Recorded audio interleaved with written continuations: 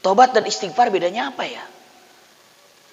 Sama-sama minta ampun kepada Allah. Kalau istighfar, ini adalah minta ampun kepada Allah terhadap kesalahan-kesalahan yang kita tidak menyadarinya.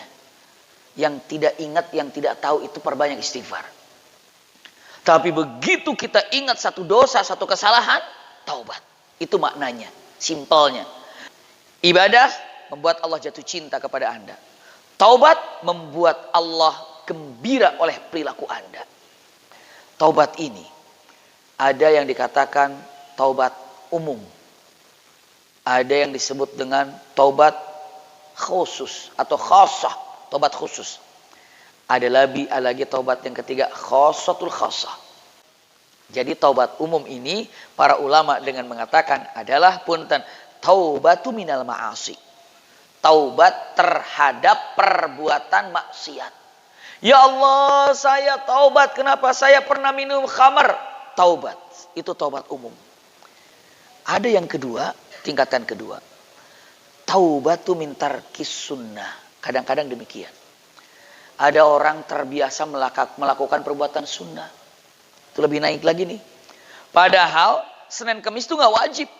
Tapi dia merasa Senin Kemis itu sudah merasakan kenikmatan. Begitu dia tidak Senin Kemis. Astagfirullah ya Allah. Saya gak sholat, gak puasa Senin Kemis.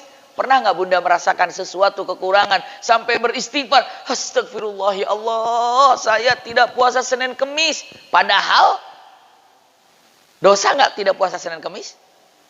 Tidak dosa. Membuat kita malas baca Quran. Membuat kita malas untuk ngaji. Membuat kita malas untuk tahajud. Pastikan ada dosa yang mengikatmu ke tempat rasa malas itu. Kenapa saya susah bangun sholat subuh? Ada dosa yang mengikatmu di ranjangmu itu, di kasurmu itu. Kenapa saya ini susah sekali baca Quran? Ada dosa yang mengikat dalam hatimu sehingga susah untuk baca Quran. Ada lagi tobat yang tinggi sekali derajatnya. Tobat apa? Kata-katanya adalah tobat khasatul khasah. Masya Allah.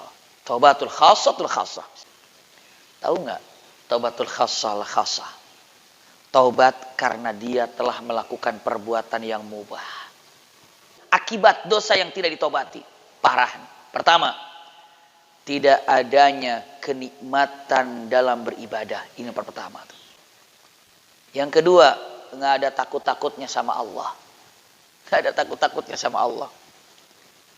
Nggak takut sama Allah tuh. Hajar aja. Nggak takut sama Allah. Maksiat jalan. Ngomongin orang. Hayu. Ngadu domba. Hayu. Kenapa? Kok nggak takut sih? Tuh dosa yang melakukan seperti itu. Yang ketiga. Ini punten. Ini dosa ini kalau tidak ditobati. Suhulatul maksiyah wa su'ubatil amalis saleh. Ngumpul sama orang-orang maksiat mah gampang banget. Ngumpul sama orang-orang soleh susah banget. Kalau di tempat-tempat maksiat, mobil tuh gampang parkirnya. Di tempat-tempat soleh, masjid susah parkirnya. Subhanallah. Kaki itu melangkah ke tempat yang baik. Majelis taklim, masjid susah. Tapi berbuat ke tempat keburukan gampang. Hati-hati. Apa yang membuat langkah kita susah berbuat baik dan mudah melakukan maksiat? Jawabannya punten, dosa yang tidak ditobati. Punten, usikum wa iyaya nafsi bitaqwallah. Ketika baca tafsir, baca Quran, susah banget.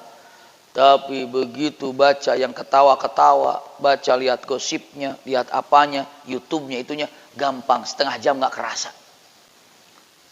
Game di handphonenya 1 jam, hayo, luar biasa. Pindah ke Quran. Subhanallah. Kenapa coba? Kenapa itu? Perbanyak istighfar. Setannya luar biasa. Na'udzubillah. Nomor 4. Apa coba? Saya akan gambarkan gini. Kalau orang yang suka berbuat dosa, dia akan menempel kepada yang berbuat dosa dan akan ditempel dengan orang-orang pendosa. Gitulah kira-kira.